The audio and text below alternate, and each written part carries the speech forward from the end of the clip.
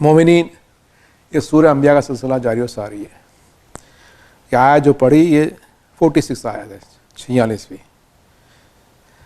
البتہ اگر انہیں آپ کے رب کے عذاب کا ذرا سا جھونکا بھی چھو جائے تو وہ ضرور یہ کہیں گے ہائے ہماری کمبختی، بلا شبہ ہم ہی ظالم تھے.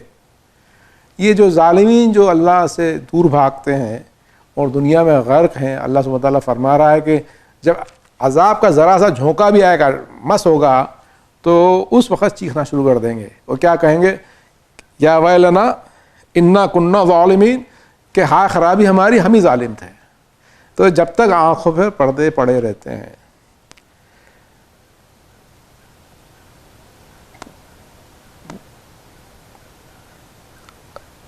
یہ جو دوسری، یہ اب کی اس کے بعد کی جو آیت ہے وہ روز محشر کی آیت ہے، جب حساب کتاب ہوگا. اللہ سبحانہ وتعالیٰ فرماتا ہے وَنَزَعُ الْمَوَازِينَ الْقِسْطَ لِيَوْمِ الْقِيَامَةِ فَلَا تُظْلَمُ نَفْسٌ شَيْئًا وَإِنْ كَانَ مِثْقَالَ حَبَّةٍ مِّنْ خَرْدَلٍ أَتَيْنَا بِهَا وَكَفَىٰ بِنَا حَاسِبِينَ. اور ہم قیامت کے دن میزان عدل قائم کریں گے، پھر کسی شخص پر ذرہ برابر بھی ظلم نہ ہوگا، اور اگر کسی کا عمل رائی کے دانے کے برابر بھی ہو تو اسے ہم سامنے لائیں گے، اور سب کا حساب کرنے کے لیے ہم کافی ہیں. یا اللہ، اللہ تعالیٰ کہتا ہے کہ قیامت دن عدل کی میزان قائم ہوگی اور کسی پہ ظلم نہ ہوگا، اور کسی کا عمل رائی کے دانے کے برابر بھی ہوگا تو اللہ اس کو حاضر کر دے گا. اور اللہ نے کہا کہ میں حساب لینے کے لیے میں کافی ہوں. یہ تو پوچھا گیا معصومین سے کہ میزان کیا ہوگی، تو معصومین کا جواب تھا کہ میزان پیغمبران اور ان کے جو ان کے جتنے وسیع ہوئے وہ سب میزان بنیں گے. اللہ ان کا دکھائے گا عمل کہ دیکھو ان کے عمل ایسے تھے اور تمہارے عمل تم دیکھو. ہم کتنا شرمائیں گے، کیا ہمارے سامنے تو ہمارے سرکار ہوں گے، مولا متقیان ہوں گے، اہل البیت اطہار ہوں گے، اور ایک ہم کھڑے ہوں گے. اللہ رحم کرے. یہ میزان ہے. جب تک کہ شفاعت اہل البیت نہیں ہوگی بھائیوں، کچھ ہونے کا نہیں ہے کہ ہمارے اعمال اتنے خراب ہیں. اللہ بخشتے بس، اللہ کریم. وَلَقَدْ آتَيْنَا مُوسَى وَالْهَارُونَ فُرْقَانًا وَضِيَاءً وَذِكْرًا لِلْمُتَّقِينَ، اور یقیناً ہم نے موسیٰ اور ہارون کو فرقان، ضیاء اور متقین کے لیے ذکر عطا کیا. کیا فرما رہا اللہ سبحانہ وتعالیٰ کہ ہم نے موسیٰ ہارون دونوں پیغمبران تھے نا، کیا دیا؟ فرقان، ضیاء اور ذکر، تین چیزیں دی. یہ کس کے لیے بات ہو رہی ہے؟ توریت کے بارے میں. کیا کہا توریت میں؟ فرقان، فرق کرنے والا، حق اور باطل میں. فرقان، فرق، توریت کا ذکر ہے. فرقان دیا، حق اور باطل میں فرق کرنے والا. اور ضیاء، روشنی کا ہے کہ دنیا کی سوالات جو ہوتے ہیں، حق کیا ہے، باطل کیا ہے، شریعت کیا ہے، ہر چیز کے لیے روشنی چاہیے تاکہ سمجھ میں آئے کہ صحیح کیا اور غلط کیا ہے. اس کو بغیر روشنی ہم چل نہیں سکتے دنیا میں، حق اور باطل کا فرق حاصل نہیں کر سکتے. تو اس کو ضیاء بھی کہا گیا، اور ذکر بھی کہا گیا. ذکر کہا گیا عورت کو. ذکر سے مطلب کیا کہ تاکہ اللہ کا ذکر ہو، اللہ کی یاد آئے. کہا کہ اس طرح سے اللہ سبحانہ تعالیٰ نے موسیٰ اور ہارون کو دونوں کو فرقان، ضیاء اور ذکر دیا، جو کہ کس کے لیے دیا؟ للمتقین، متقین کے لیے دیا، ہر ایک کے لیے نہیں دیا. قرآن کے لیے یہ ہے کہ قرآن بھی متقین کی ہدایت کرتا ہے. مومن کا مقام الگ ہے، مومن تو سب ہوتے ہیں، لیکن متقی کا معاملہ وہ ہے جو کہ اللہ نے بتایا ہے. کتاب متقی کے لیے ہے، کتاب متقی کے لیے. متقی کو اللہ ہدایت دے گا. اس میں متقین آیا ہے نا، ہدی للمتقین. قرآن کے لیے شروع میں کیا تھا؟ ہدی للمتقین. یہ ہدایت ہے متقین کے لیے، اور یہ بھی متقین کے لیے آیا. تو ہم اگر مومن ہے، صرف ایمان لائے اور تقویٰ نہیں ہے، تو سب بیکار ہے. الذین یخشون ربهم بالغیب وهم من الساعة مشفقون. پھر بتا رہا اللہ سبحانہ وتعالیٰ یہ متقین کون ہے؟ جو لوگ بن دیکھے اپنے رب سے ڈرتے ہیں اور جو حساب کی گھڑی سے خوف بھی رکھتے ہیں. کیا ہے؟ ایک تو وہ جو یخشون ربهم بالغیب، بغیر دیکھے اللہ سے ڈرتے ہیں، بغیر دیکھے اللہ سے ڈرتے ہیں، متقی ہوتے ہیں. اور وہ کیا ہے کہ وہ حساب سے خوف رکھتے ہیں. حساب کی گھڑی آئے گی ہمیشہ فکر کرتے رہتے ہیں. اللہ سبحانہ تعالیٰ کا خوف ان کے دل میں بیٹھا رہتا ہے. ہمیشہ سوچتے ہیں اللہ کے سامنے جانا ہے, حاضر ہونا ہے, حساب دینا ہے. ابھی آیت پڑھ دی نا کہ میزان قائم ہوگی, ہم کو جانا ہے اللہ کے سامنے, ہمارا حساب کتاب دینا ہے. خوف کریں, ڈریں, اللہ سے ڈریں, تقوی اختیار کریں. اسی کو کہتے ہیں, انہی کے لیے قرآن ہے اور انہی کے لیے اللہ نے توریت بھیجی تھی. وَهَذَا ذِكْرٌ مُبَارَكٌ أَنزَلْنَاهُ أَفَأَنْتُمْ لَهُ مُنْكِرُونَ. اور یہ مطلب قرآن ایک بابرکت ذکر ہے جس سے ہم نے نازل کیا ہے, کیا تم اس کا انکار کرتے ہو؟ اللہ سبحانہ تعالیٰ کا یہ جو قرآن بھی ہے یہ بھی بابرکت ہے. پہلے تو توریت کا ذکر کرا اللہ نے, کہا یہ قرآن بھی اسی طرح سے مبارک ذکر ہے, تو کیا تم اس سے انکار کرتے ہو؟ بھائی دنیا کے لوگوں نے قرآن سے انکار کرا, لیکن کیا ہے کہ قرآن کو لے لیتے تو صرف برکت کے علاوہ کچھ نہیں تھی اہل عالم کے لیے, سوا برکت کے کچھ نہیں تھا. مسلمانوں نے جنہوں نے قرآن کو قبول کرا اللہ نے ان کو برکات دی ہے. آپ سوچیں گے جب قرآن نازل نہ ہوا تھا حجاز میں تو ان کی حالت کیا تھی, کیا تھی. جب قرآن سرکار آیا, قرآن نازل ہوا تو مسلمانوں کی حالت کتنی بہتر ہو گئی تھی کہ دنیا بھر میں چھا گئے تھے. کیوں چھا گئے تھے؟ کیونکہ قرآن تھا, قرآن آیا تھا. وَلَقَدْ آتَيْنَا إِبْرَاهِيمَ رُشْدَهُ مِنْ قَبْلُ وَكُنَّا بِهِ عَالِمِينَ. اور ہم نے اس سے پہلے ابراہیم کو فہم عطا کیا تھا اور ہم ان کے احوال سے باخبر تھے. یا اللہ, رشد دیا تھا اللہ نے, فہم عطا کرا تھا ابراہیم علیہ السلام کو. اور اللہ سبحانہ کیا فرماتا کہ ہم ان کے احوال سے واقف تھے. کون سے احوال تھے ان کے, کیا احوال تھے؟ اللہ سبحانہ کو معلوم تھا ابراہیم علیہ السلام کے دل میں کتنی وسعت ہے, کتنی سمجھداری ہے, کتنا وہ حق کو پہچانتے ہیں, کتنا توحید کو پہچانتے ہیں. اللہ کو معلوم تھا کہ یہ جو میرا بندہ ہے اس کے اندر کتنی خاصیتیں ہیں, اس میں کتنی قوت ہے سمجھنے کی. اللہ سبحانہ کو معلوم تھا, اسی لیے اللہ سبحانہ کا ہم کو معلوم تھا ابراہیم میں کیا کیا خاصیتیں تھیں. اور جبھی تو اللہ کو معلوم تھا کہ وہ آگے کیا کیا کرنے والے ہیں. تو اللہ سبحانہ نے اسی طریقے سے ان کے درجات بڑھائے.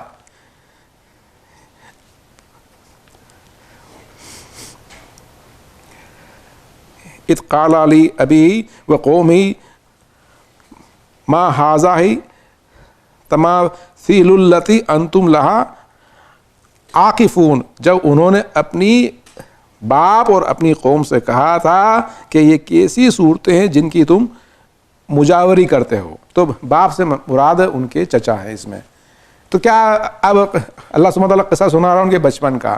جب بچپن انہوں نے دیکھا کہ یہ لوگ مورتیاں بنا رہے ہیں اور صورتیں بنا رہے ہیں, تو انہوں نے اپنے چچا سے بھی کہا اور اپنی قوم سے بھی کہا کہ یہ تم کیسی مورتیں بنا رہے, کیسی صورتیں بنا رہے ہو جن کی کہ تم مجاوری کرتے ہو. قالوا وجدنا آباءنا لہا عابدین. انہوں نے جواب میں کہا کہ ہم نے اپنے باپ دادا کو ان کی عبادت کرتے پایا ہے. قال لقد کنتم انتم آباؤہم فی ضلال مبین قالوا اجئتنا بالحق ام انت من اللاعبین. ابراہیم نے کہا کہ یقیناً تم اور تمہارے آبا و اجداد کھلی ہوئی گمراہی میں تھے. تو جب انہوں نے کہا کہ ہمارے باپ دادا کو ہم نے کرتے پایا ہے, تو ابراہیم علیہ السلام نے پلٹ کے کہا کہ تم اور تمہارے باپ دادا گمراہی میں تھے. تو ان لوگوں نے کہا کہ تم واقعی حق بات کرتے ہو یا تم ہمارے ساتھ کھیل تماشا کر رہے ہو. ان کو یقین نہیں آیا ابراہیم کیا کر رہے ہیں, ان کی سمجھ میں نہیں آتا تھا کہ خدا کیا ہوتا ہے. جب انہوں نے کہا کہ تم غلط کر رہے ہو, یہ کیوں ان کی صورتیں بنا رہے ہو, تم کو بڑا تعجب ہوا کہ ہمارے باپ دادا تو یہی کرتے آئے ہیں, تو کیا تم واقعی ہم سے حق کہہ رہے ہو اور یا کیا تم ہمارے ساتھ کھیل تماشا کر رہے ہو. لوگوں کو اتنی عقل تھی, بس توحید کی اتنی عقل تھی. فقط ابراہیم علیہ السلام تھے, پوری قوم میں ان کو توحید معلوم تھی فقط. لیکن اللہ سبحانہ تعالیٰ نے ان کو کیا عزت دی. ہم کو بھی اگر ہم سوچیں کہ اگر ہم چند مومنین ہیں اور ہماری کوئی ویلیو نہیں ہے اور ہماری بات کوئی سنتا نہیں اور یہ ہے اور وہ ہے یہ ہے, ارے ابراہیم علیہ السلام کو دیکھ لیں بھائی, ابراہیم علیہ السلام اکیلے تھے, اللہ نے کتنی عزت دی. آپ کو عزت چاہیے, اللہ ابھی زندگی شروع ہی کیا ہے آپ کو تو ہمیشہ کی زندگی جینا ہے نا. آپ سب انبیاء کے سامنے پیش کیے جائیں گے آپ ایک دن. اگر آپ میں اہلیت ہے تو اللہ آپ کو انبیاء کے سامنے دکھائے گا آپ کی کتنی عزت تھی. آپ ایسا سوچتے ہیں ہماری عزت نہیں اور آپ کیوں پریشان ہوتے ہیں. ہم کو تو آگے جانا ہے, انشاءاللہ دعا کریں کہ ہم انبیاء کی حضور میں جائیں اور ہم ہمارے سرکار کے لیے باعث فخر بنیں. ابھی شروع ہی کیا ہوا ہمارا بھائی.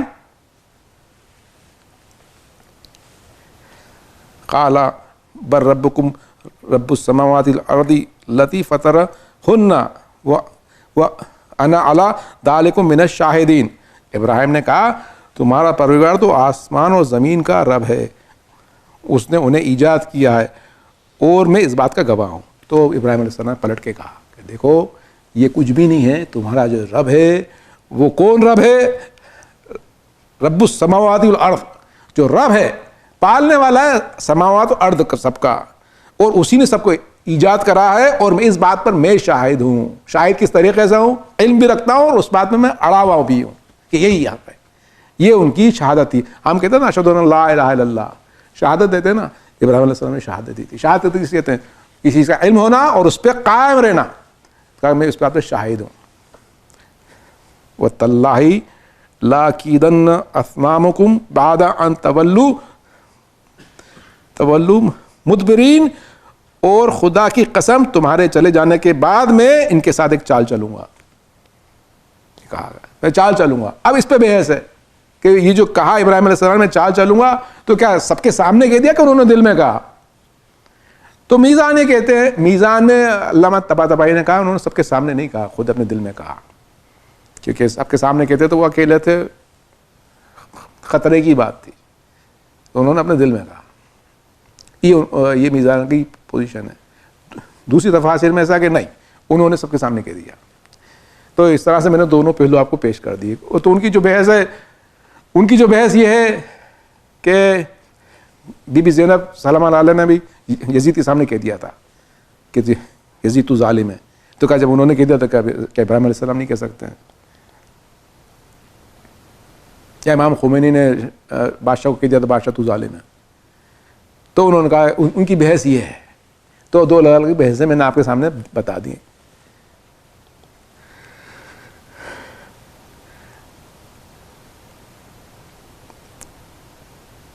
فَجَعَلَهُمْ جُزَاذًا إِلَّا كَبِيرًا لَهُمْ لَعَلَّهُمْ إِلَيْهِ يَرْجِعُونَ قَالُوا مَنْ فَعَلَ هَذَا بِآلِهَتِنَا إِنَّهُ لَمِنَ الظَّالِمِينَ قَالُوا سَمِعْنَا فَتًى يَذْكُرُهُمْ يُقَالُ لَهُ إِبْرَاهِيمُ قَالُوا فَأْتُوا بِهِ عَلَىٰ أَعْيُنِ النَّاسِ لَعَلَّهُمْ يَشْهَدُونَ.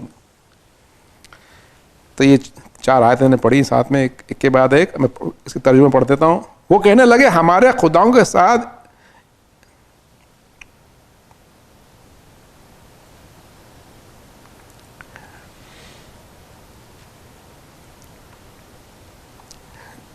میں نے گیپ لیا ہے.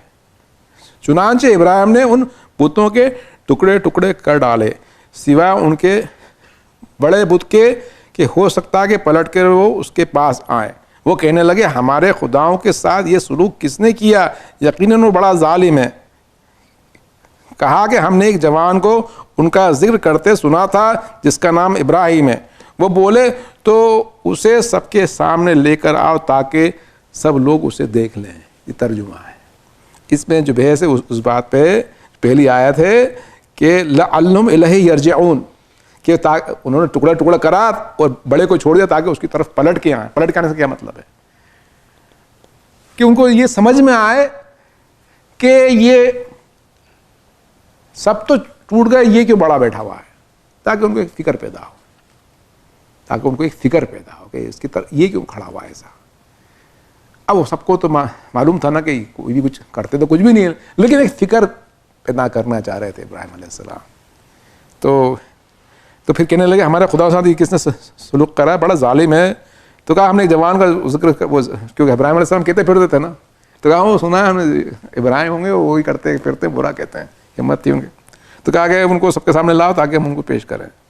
قالوا انت فعلت هذا بآلهتنا یا ابراہیم قال بل فعلوا كبيرهم هذا فاسألوهم ان كانوا ينطقون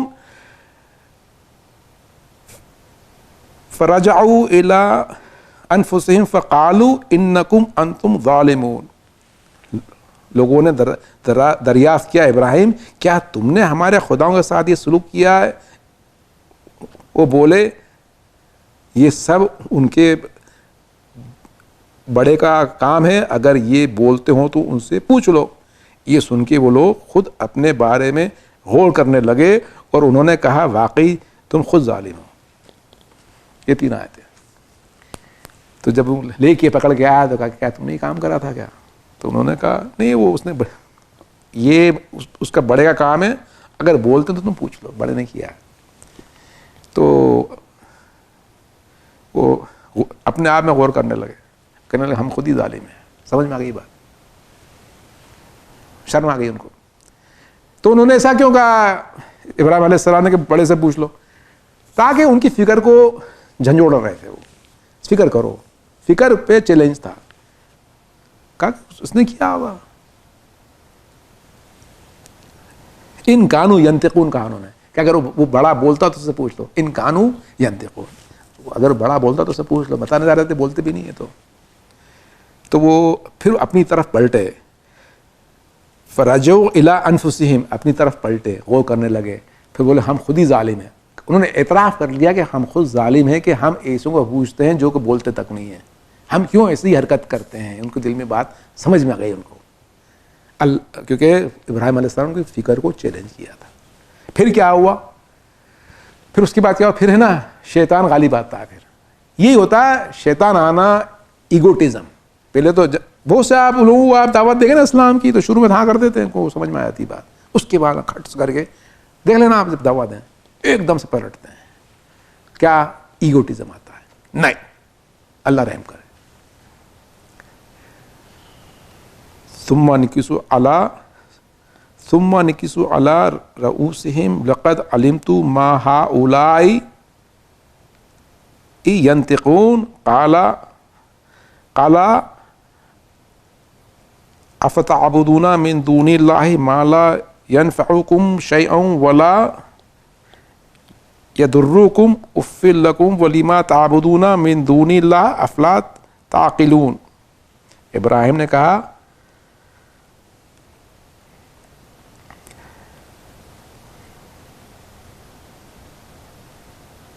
یہ گیپ لیا میں نے.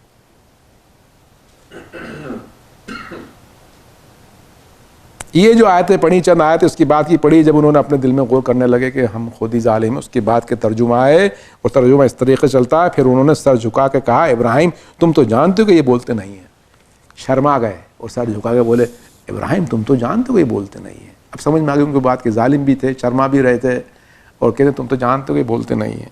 تو پھر ابراہیم علیہ السلام پلٹے. انہوں نے کہا کہ اب میں ان کو مہلت نہیں دوں گا، ان سے میں ان کو ذلیل کروں گا. کہا ابراہیم علیہ السلام نے کہ کہا تم اللہ کو چھوڑ کر ایسوں کی عبادت کیوں کرتے ہو جو نہ تمہارے کچھ فائدہ پہنچا سکتے ہیں اور نہ تمہیں نقصان. ایسا تم کیوں کرتے ہو؟ پلٹ کے کہا انہوں نے. تف ہے تم پر تمہارے ان معبودوں پر جنہیں تم اللہ کے علاوہ پوچھتے ہو. تمہاری سمجھ میں بات نہیں آتی. کہا تم پہ تف ہے کہ تم اف لکم لما تعبدون، تم ایسی کی عبادت کرتے خدا کو چھوڑ کے ایسے لوگ کرتے ہو، پوچھتے ہو. یہ بات تمہیں سمجھ میں نہیں آتی جو تمہارا فائدہ کرتے نہ نقصان کرتے. تو پھر وہ غصہ آ گیا. اب غصہ آیا کہ پھر چیلنج بھی کر دیا. اور اکیلے کھڑے دیکھیں آپ ایمان کی طاقت، دیکھیں آپ کتنا ایمان تھا ابراہیم علیہ السلام. اکیلے کھڑے ہوئے ہیں، 16 سال کا سن تھا قریب، اور اسی بھیسیں چل رہی ہیں. ایک بچہ کھڑا. آج ہم اتنی عمر ہوئی ہماری کہ ہماری کچھ حیثیت ہی نہیں کسی کو کچھ بولنے کی. یہ ہم لوگ ہیں، طاغوت کے سامنے ہم کچھ بھی نہیں کہہ پاتے. آج یہ ہماری حالت ہے. بار بار قرآن میں کہا کہ ابراہیم کے راستے پہ چلو، بار بار کہا کہ رسول تم بھی چلو، اور قوم کو کہو قوم بھی ابراہیم علیہ السلام کے راستے پہ چلے. یہ ابراہیم علیہ السلام کا راستہ اتنا مشکل کا راستہ آسان نہیں ہے. ابراہیم علیہ السلام کا راستہ آگ کا راستہ ہے، آگ میں پھینکنے کا راستہ ہے. یہ ابراہیم علیہ السلام کا راستہ ہے. شوق تھا ان کو کہ اپنے بیٹے کی شہادت کروا دیتے، شوق تھا ان کو ذبح کرا دے. بیٹا آج ہم کتنے کھڑے ہوئے کہ ہمارے بیٹے کی شہادت ہو جائے. ہم میں ہے کیا اتنا مقام؟ ہم میں ہے مقام اتنا ہمارے بیٹے کی شہادت ہم خود دیکھ لیں ہماری آنکھوں کے سامنے؟ سلام ہے ان پہ جو کہ اس دنیا میں اس وقت کر رہے ہیں اسلام کے لیے. ان پہ سلام ہے جو اسلام کے لیے قربانیاں کر رہے ہیں. اللہ ہمیں بھی توفیق دے.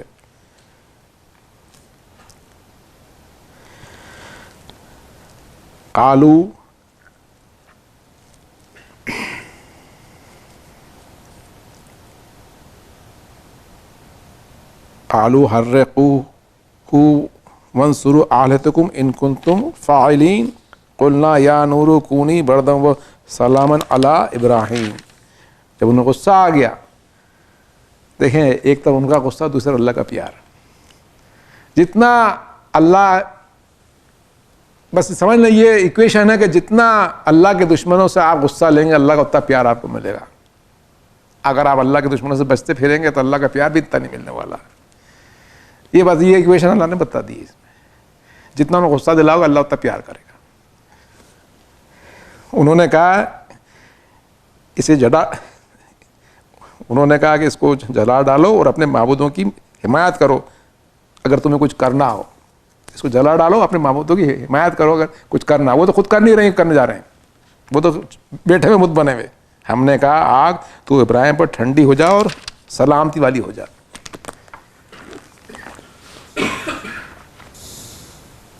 تو انہوں نے کہا کہ یہ بات تو ہو گئی ہے کہ یہ بچہ بہت بول رہا ہے، اس کو آگ میں ڈال دو، کیونکہ اس زمانے میں سب سے سخت سزا جو کہلاتی تھی، جو آج بھی یہی ہے، کسی کو زندہ جلا دینا. اس سے بڑی کوئی سزا آج بھی نہیں ہے. اس سے بڑی سزا آج بھی نہیں ہے.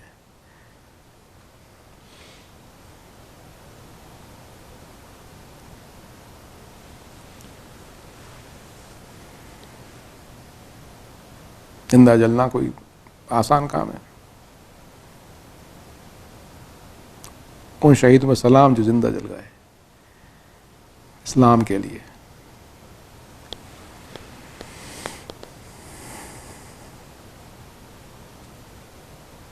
اسلام کے کمانڈر پر سلام جو خدا کی یاد راہ میں زندہ جل گئے.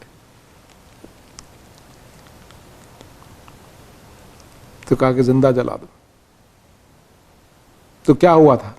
تفسیر میں کیا بیان کرا جاتا ہے کہ اتنی آگ جلائی گئی تھی کہ ایک طوفان تھا آگ کا، پھر ایک اور عمارت بنائی گئی جس پہ کہ نمرود بیٹھے. پھر وہاں نمرود جا کے بیٹھا اور آگ اتنی جل رہی تھی. تو ابراہیم علیہ السلام کو دور سے پھینکا گیا آگ میں. جب دور سے پھینکا گیا تو جبریل آئے اور جبریل نے کہا کہ کچھ چاہیے، مدد چاہیے کیا؟ تو کہا مجھے تم سے کیا مدد چاہیے. پھر تفسیر میں دعائیں بھی کہ حضرت ابراہیم نے اللہ کو پکارے، کیسا، کون سی دعا مانگی تھی وہ ہے. تو پھر اللہ تعالیٰ نے سے پوچھا فرشتوں نے، تو زمین نے فریاد کری اللہ سے کہ اے اللہ، اس پوری زمین پہ ایک ہی ہے جو تیری عبادت کرتا ہے، جو کہ مشرک نہیں ہے، تو کیا یہ بھی جل جائے گا؟ تو اللہ نے کہا یہ مجھ سے مدد مانگے گا تو میں اس کے لیے کافی ہوں. اللہ کر، یہ مجھ سے مدد مانگے گا تو اس کے لیے کافی ہوں. تو جبریل آیا، جبریل کو منع کر دیا انہوں نے. ہمارا تو کیا ہے کہ ہمارا تو الٹا ہے، ہم ہر ایک سے مدد مانگتے ہیں، کافر سے مدد مانگتے ہیں. ہمارا ایمان اتنا خراب ہے کہ ہمارا ایمان بیچ دیتے ہیں لوگوں کی مدد کے لیے، اور پھر کہتے ہیں اللہ تو بھی مدد کر. اللہ کے دشمنوں سے بھی مدد مانگتے ہیں، پھر کہتے ہیں اللہ تو بھی مدد کر ہماری. یہ کون سا حق ہے کہ ہم ہر ایک سے مدد مانگتے پھرتے ہیں؟ اور مسلمان ملکوں کی تو بہت ہی بدترین حالت ہے، سوائے خدا کے دشمنوں سے کسی سے مدد ہی نہیں مانگتے ہیں. پھر جا کے نمازیں پڑھتے ہیں، اللہ تعالیٰ معاف کر دے، اللہ معاف کر دے. ہم کو چاہیے کہ ہم اللہ سے مدد مانگیں، اللہ پہ توکل رکھیں. اللہ کے لیے آگ میں جلنے کو تیار ہیں ہم لوگ، اللہ کے لیے آگ میں جلنے کو تیار ہیں. تو جب ابراہیم علیہ السلام کو پھینکا گیا تو اللہ نے کہا کہ آگ ٹھنڈی ہو جا. تو آگ اتنی ٹھنڈی ہو گئی کہ ابراہیم علیہ السلام کو بہت سردی لگنے لگی. تو پھر کہا کہ پھر سلامتی بھی لے آؤ ابراہیم پہ. تو سلامتی مطلب ان کو آرام بھی ملے، تو پھر اتنی ٹھنڈی نہیں رہی، وہ ابراہیم کمفرٹیبل ہو گئے. پھر جبریل آ کے ان سے بات کرنے لگے، جبریل آ کے ان سے بات کرنے لگے. تو کیا بولا؟ نمرود بولا کہ خدا ہو تو ابراہیم کے خدا کے جیسا خدا ہو جس نے بچایا. اس کو اتنی بات سمجھ میں آ گئی تھی، یہ خدا ہے. حالانکہ بس، لیکن کیا ہوا کہ بس ایگو، کہ میں بھی تو خدا ہوں نا. تو شیطان کہتا ہے تو بڑا خدا ہے. یہ ہمارا ایگو جو سب سے خطرناک ہوتا ہے. یہ ابراہیم علیہ السلام سے کیا آگ میں کودے تو اللہ سبحانہ تعالیٰ نے کہا کہ تو آگ میں کودا ہے میرا بندہ تو میں تجھے تیری آگ ٹھنڈی کر دوں گا، تجھے سلامتی دوں گا. اور یہ امام حسین علیہ السلام ہے کہ وہ اکیلے آگ میں نہیں کودے، پورے 72 کو لے کے آگ میں کودے، اور وہ آگ 10 محرم کو دن بھر جلتی رہی، اور وہ اتنی سخت آگ تھی کہ سب کو کھا گئی. اور اللہ سبحانہ تعالیٰ نے کہا، سارے انبیاء آ گئے، ملائکہ آئے، اور انہوں نے کہا کہ ہے اللہ کیوں نہیں ان کو تو بچاتا. اور اللہ نے کہا کہ جو میری حکمت ہے وہ اتنی عظیم حکمت ہے کہ یہ حسین کی قربانی ہے، یہ قربانی ایسی قربانی ہے کہ اس سے تا قیامت تک برکت آئیں گی. اللہ الظالمین.